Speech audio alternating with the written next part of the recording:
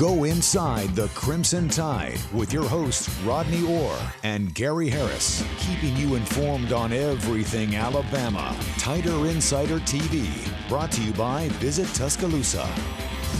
And hello again, everybody, and welcome into the latest edition of Tider Insider TV, as you just heard, brought to you by Visit Tuscaloosa. Go to visittuscaloosa.com alongside Rodney Orr from TiderInsider.com. I'm WVUA 23 Sports Director Gary Harris. We got baseball, softball, women's basketball, so much to cover tonight. Football, but we're going to begin with men's basketball. Alabama's most recent win against Kentucky kind of got the train back on the tracks. After two straight losses, Alabama came home to Coleman Coliseum after losing by 12 at Missouri and losing at home to Auburn. Alabama fell down 20-9 in this one, Rodney. You said, oh no, here we go again. Alabama just can't get off to a good start, but they fought back. Final 4 or 5 minutes of the first half were great. They wound up leading by 7 at the break, and they go on to win this game and wound up winning it fairly comfortably, but it was not as easy as the final score might indicate. But, Rodney, I thought that there were a lot of good things in this game. First of all, Mark Sears going for 35. Amori was just a beast inside. He's really starting to pick it up, both on the backboard and in scoring. And Alabama gets a win that it had to have, 96-83. And I thought defensively they took some steps, because I'll be honest with you, at Missouri, they were really bad on defense. Yeah, you know, Gary, again, coming off 2 losses, they fall behind early. They showed a lot of grit there to come back the way they did. You talked about Mark Sears. He kept them in the Missouri game, actually. What did he score? 35 against Missouri. He scored 30 in this last game. So, I mean, he really was loading it up and, again, kept them in the game. You talked about the defense was a little better. You know, you had some other guys contributing. But, you know, Gary, to be able to sweep Kentucky. Yeah. It's only happened, what, 4 times? Four times. Nate Oats has done it twice. Wow. And how about this? Nate Oats now has 26 wins against top 25 opponents.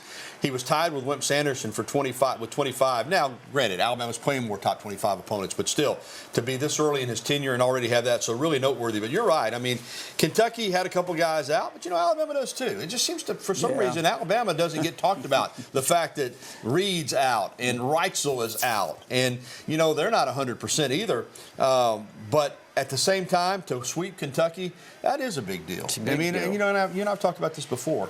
Kentucky in basketball is what Alabama is in football. It's not just another game for any team in this league. And to get them twice, like you said, and for Oats to have done it twice already, and he only done it 4 times in history, that's pretty impressive. It's real impressive. But I think, Gary, the thing about this game is it kind of gets Alabama back on track. You know, again, like you said, they fell behind 20-9, and I know there was a lot of griping going on. I know what was happening on TiderInsider.com, but the way they turned it around, look, you might look back and say, hey, this was a game that kind of got Alabama back going. All right, a down note. Alabama still turned it over 15 times. In fact, you had Kentucky with 13 steals. That's a lot of steals in a game. But Alabama defensively, as I alluded to, they made some headway in this game. I'm still not saying they were great on defense, Rodney, but there seemed to be, from my standpoint, not only schematically did they do things better as far as where they're supposed to be, when they're supposed to be, their type of things on defense, but I just noticed more effort. They got after it. Well, effort's a big deal. That's what a lot of defense is. We've seen players, Gary, that maybe aren't the most talented, but the effort overcomes a little bit. And like you said, I think the effort was better. Now, there were times in this game they looked really sloppy. I mean, both teams actually. But Alabama played through it, so you have to give them credit. As far as the turnovers, you know, I'm going to say what I said on my radio show this week. I just think you're going to have to live with them to some degree. I mean, this team, listen, they score a lot of points, so they can overcome turnovers, particularly when they're making threes. But a good turnover game for them is, I think, anything under 10. You know, a lot of schools, you know, they would say if they have 10 turnovers in a game, that's way too many. But for Alabama, if you can do 10 or less, I think that's not bad. So it's just part of how they play. They're going to make some mistakes. They're going to turn the ball over. But, again, you beat Kentucky by 13. That's not bad. All right, let's move on and get to some coach talk. Alabama is facing Mississippi State for the second time this season. That game's going to tip off at 8 o'clock tonight on ESPN2. Now, the first meeting, Alabama won the game. But Bulldogs guard Josh Hubbard lit the Tide up for 38. And that's a problem. Here's Nate Oats on how the Alabama defense is going to have to change its game plan to try to slow Hubbard down this time around. We've got second team we're now playing for the second time. You know, can we make better adjustments?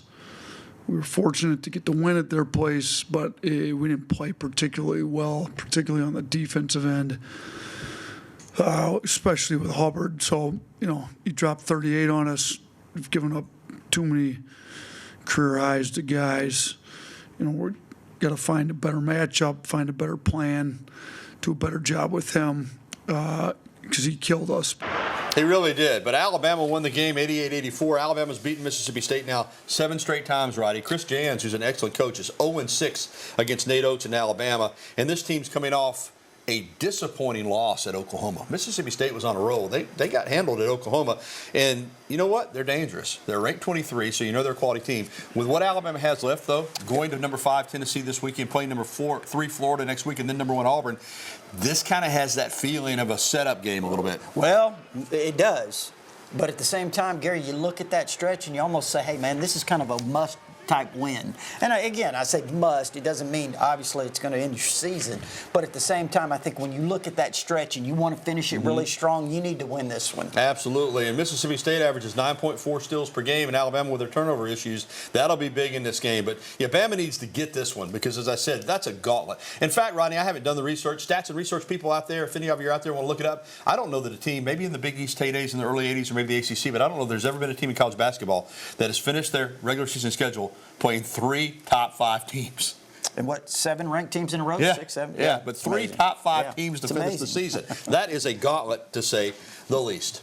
All right, let's talk some Bama women because they're playing well, too, and they've got a huge game ahead this Thursday night against LSU. Alabama's coming off a win over Auburn, and Alabama's had the Tigers number lately. And this was a big win because the men from Auburn had come in here and beaten Alabama basketball. Then on Friday night last week, Auburn Gymnastics won for the first time ever inside Coleman Coliseum. And then you look up, the first half, Alabama was down 16, right?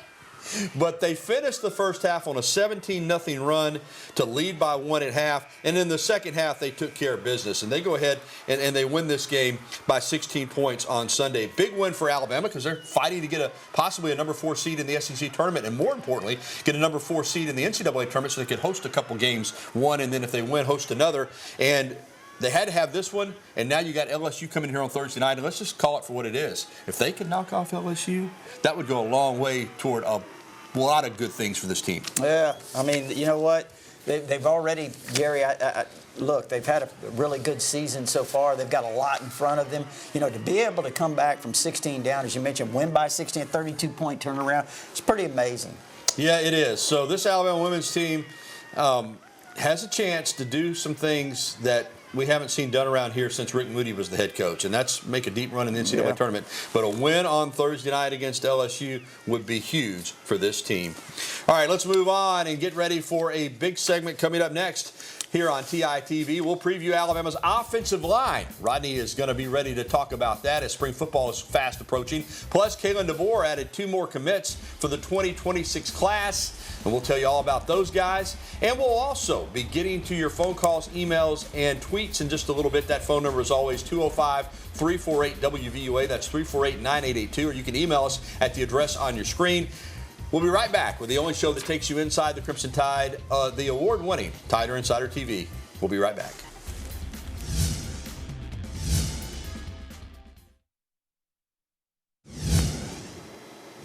And welcome back to Tider Insider Television with Rodney Orr. I'm Gary Harris. Our program is brought to you by Visit Tuscaloosa. And, hey, we're going to get to phone lines in the next segment, and I'm told they're wide open. So I hate it when I hear people will text me and say they can't get through. And right now I'm telling you can get through. Now you have to wait a segment, but go ahead and give us a call, 205-348-9882. All right, we're going to talk about the offensive line. And I thought last year, Rodney, they certainly had their moments. And there were times where I thought they looked very, very good, but they were inconsistent. And in fact, Alabama fans would, I know I've read them on your board saying, hey, it's been several years now since Alabama's been dominant up front. They won the Joe Moore Award in 2020, and certainly that year they were phenomenal. But since that time, it has been an up and down type situation. That was the case last year. So you want to talk about the offensive line. There's Wilkin Formby, who figures to be the starter at right tackle with Elijah Pritchett transferring to Nebraska. But you kind of not only want to talk about the offensive line, you wrote about it at TiderInsider.com and kind of projected what you think this group will look like. Yeah, I think, last year you have to consider, Proctor was beat up before the first game, had the shoulder. And then, of course, Jaden Roberts played a lot of the season, was hampered by injuries. You had inconsistency at right tackle there. Elijah Pritchett, of course, now, as you mentioned, he's gone to Nebraska. I'll look at it this year, Gary, and I say, look, you've got three guys. You've got Caden Proctor, you've got Parker Brailsford, the center, and then you've got Jaden Roberts at right guard. Three of these guys starting their third year as starters. And so that's a lot of experience, a lot of talent. Then you look at right tackle. I think Wilkin Formby is ready to blossom. I think there's not a harder worker on the team, a more determined player on the team than Wilkin Formby. I think at right tackle, this guy can be a dominant run blocker. We saw him spring some runners with some crunching blocks last year. I think, again, as he improves as a pass blocker, he'll be really good at right tackle. I think at left guard, with Tyler Booker gone, there's going to be, obviously some competition there. You got Cam Dewberry, who's the transfer from Texas A&M, got a lot of experience in the SEC there at Texas A&M. Then you've got Geno Vandermark, who was a really important swing guy last year when you look at how he played center and guard. So I think, when you look at that, you've got the makings of a really good offensive line. A couple of freshmen I want to mention. Jackson Lloyd, I think he gets a lot of work at left tackle this spring, be my guess. Out of Carmel, California, he's a guy that I know a lot of people are talking promising things about. And then, of course, you got Michael Carroll. Both those guys, five-star rated players. Michael Carroll may get some work there at that left guard spot. He could push. So I think they're building that offensive line and building some depth, and I think this is going to be an improved area this season. Yeah, you get the feeling with Proctor the goal is just to get him 100% healthy, right, Rod? I think he's probably out this spring is pretty much what's the expectation there with that shoulder. I think he had, Gary was having surgery, so I would say he's limited at best. And I'm hearing, and you may be as well, that, they don't want a bunch of munchkins out there from Wizard of Oz. I'm not saying that, but that there's an issue here in the weight and strength and conditioning program to get some weight down, to trim these guys up a little bit. Well, I mean, again, when we talk about struggling last year, let's give this consideration too. Eric Wolford, Nick Saban, they started recruiting guys that were big. They wanted maulers up front. They wanted to be massive. They wanted 350, 360. They wanted really big guys. And then all of a sudden you get Kalen DeBoer come in here with his offense. It's a little bit different. You've got to have offensive linemen that can move, that can get outside on some of these pass plays, lead in the run game outside. So they want guys, a little bit 320. But athletic, that can move. So there is a difference. I think now with this extra year, they have an opportunity to kind of develop that offensive line more like they want it. All right, Rod, good job. Let's get to recruiting for 2026. So one day after four-star offensive lineman Chris Booker announced his commitment to Alabama, we'll get to him in a moment, another four-star player chose the Tide. Outside linebacker and rush end, however you want to call him these days, edge rusher, Jamarian Matthews of Sparkman High School in North Alabama, although he will soon be changing high schools, apparently, reportedly headed to Gainesville High School. That's Josh Niblett's school over in Georgia. But he chose the Crimson Tide over Clemson, Florida State, LSU, and Penn State. 6'3", 6'2", somewhere in that range, around 240. 57 tackles and 17 sacks last season. I have seen this guy and watched some video of him.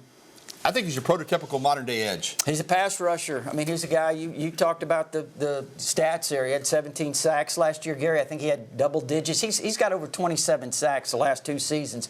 So he's a really dangerous guy off the edge. A guy can put a lot of pressure. He's, like you said, he's got a tremendous stats. He's got good size, got a motor. And he is transferring, it sounds like, to Gainesville, Georgia. Yeah, he did his signing day announcement at Sparkman. Is this just a situation to go play against the better players? I mean, you know how it is now. I mean, in these high schools, they recruit Could be players. A lot of reasons, right? They recruit players now, let's be honest. And, obviously that seems to be what happened here. All right, we were talking about the offensive line, and this commit kind of is the prototypical offensive lineman I think Alabama's going to be looking for in the future. Long-armed interior offensive lineman Chris Booker. 6'4", in that 270, maybe 275, some people even say 280, but he's not the 310-pounder. He's a developmental guy and committed to Alabama over Kentucky and South Florida. Now, this is a guy that, as I said, in this NIL era, a lot of people are looking for guys to come in right away. He's a developmental guy, but he's sold on Alabama, and it appears Alabama's sold on him. He said he's 1,000% committed. Now he just got an offer from Florida, and I'm sure more big-time offers are coming, Gary. So we'll see if he's 1,000%. But, you know, when you look at him, you look at his frame, you look at his length, you see all the tools there. They can put size on him, put strength on him. Scott's got a mean streak there. You see him there. He plays right through the whistle. I like his attitude. I mean, he's a guy. This isn't about NIL or any of that. I think he's serious. He wants to be in a program that he can be developed. You got to have these kind of guys, Gary. Guys that don't necessarily think, okay, I've got to go in and start right away, or I got to play, you know, within 2 years. He's a guy that I think he's willing to come in and say, hey, just develop me, get me ready, and, you know, that's the right kind of mindset that you want. Yep, and Booker and my mind just went blank. Matthews joined Zion Gibson, the defensive back out of Gadsden City, as commits in the 2026 class. Well, still to come on TITV, what a weekend for the Alabama baseball team. The Crimson Tide claimed the Jacks Baseball Classic Championship, and they did it after a dramatic comeback in walk-off fashion. And coming up next, let's get those phone lines lit up. 205-348-WVUA. That's 348-9882 is the phone number. Go ahead and give us a call. We want to hear from you on Tider Insider TV right after this timeout.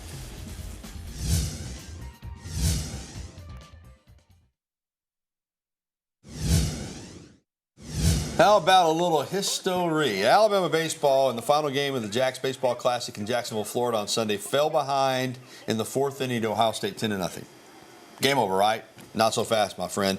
Couple of Justin LeBron 3-run bombs. Actually, Ohio State robbed Alabama of a grand slam, or the comeback would have happened even faster. But still, in the bottom of the ninth, Will Hodo walked it off down 10-9, a 3-run shot. Oh, really the same place that LeBron hit both of his home runs. Right there over the right field wall, right center field wall. That's the same place Hodo hit his. You'll see his coming up in a moment. Alabama comes back to win it 12-10. Here it is. I mean, I could say we've never seen anything like it. Well, that's a double there that got it to 10-9. We're going to stay with this until we see the home run. I'm on a mission to see the home run, the walk-off. It's coming up. I promise you, we're going to get to it. Will Hodo right here with one swing, 2 on, down 10-9. Look, I told you, Rodney, almost the same exact spot as LeBron's. Yep. That cameraman out there had a good view. 12-10, the largest comeback in Alabama baseball history. Right now, the Tide's playing Jacksonville State at home. They were up 16-1.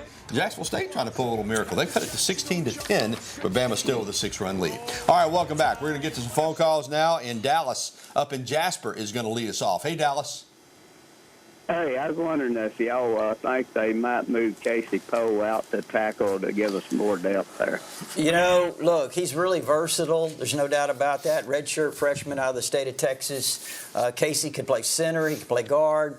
Probably could play either tackle spot if he had to. But, you know, again, I don't really know exactly where Casey's going to end up this spring. But one thing we do know, Gary, and we see this every spring, is they're probably going to play guys at a lot of different spots, experiment. You want to develop, you want to cross-train guys. So if they have to play another position in an emergency situation, they're ready. And the good thing about Casey Poe is he's got the versatility to do that. Sure does. Good phone call there up in Jasper from Dallas. All right, still to come on Tider Insider Television. Alabama softball had a successful weekend in the Rhodes House for the Bama Bash. And more phone calls and emails, including our email question of the day. There's the phone number again if you want to give us a ring, 205-348-9882. We'll be right back after this.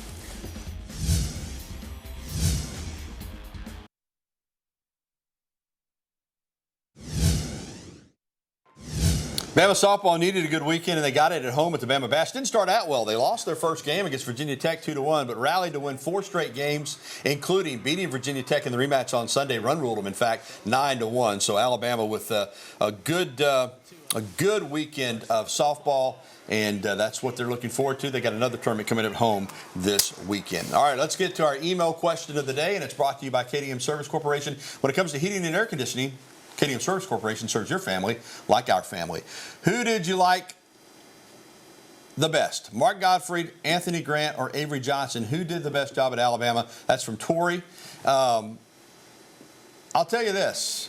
I would have to go with Mark Gottfried. You know, and I know him better than I know those other guys, but he did some phenomenal things here. He got the #1 in the country. He went to an Elite 8, which had been the deepest Alabama had ever gone until Nate Oats in the Final Four. He won an SEC regular season championship. Anthony Grant flashed at times, Avery as well, but I'd go with Mark Gottfried there. Yeah, I think so. Again, you mentioned the Elite 8. That's he took Alabama farther than it had ever gone. So it did some really good things. Won the SEC. Yeah. So Mark Gottfried, I think Avery Johnson too, Gary, and from the standpoint of he got Alabama back in the NCAA tournament, and I think too, Colin Sexton, that recruitment was really big. Yeah, you got Alabama 5-star recruit that they've carried over. Of course, Nate Oats right now is doing a phenomenal job. All right, we're going to get to another email question of the today real quick if we have time. Is that what we're doing? Yeah. Do you think Grant Nelson is in a slump? That's from Tommy. He needs to play better. That's all I'm going to say. I'm not going to say he's in a slump. He plays hard every time out. I do think that he's capable of playing better than he's playing right now. You know, Gary, look, when you play 30-some-odd games, when you have an 18-game conference schedule, there's going to be some ups and downs. Look, last week, people were all on Mark Sears. He comes back, hits 35 and 30. Yeah. You know, they don't win without him. That's right. I mean, there's just some ups and downs. It sure is. It's a long season. All right, thanks for the phone calls and the emails. Still to come on TITV. Alabama Gymnastics had a season-high score in the Power of Pink. That's the good news. Bad news is history was made in this meet, and it was not the kind of history Alabama wanted made. We'll have details on Alabama versus Auburn when we return. Tider Insider TV.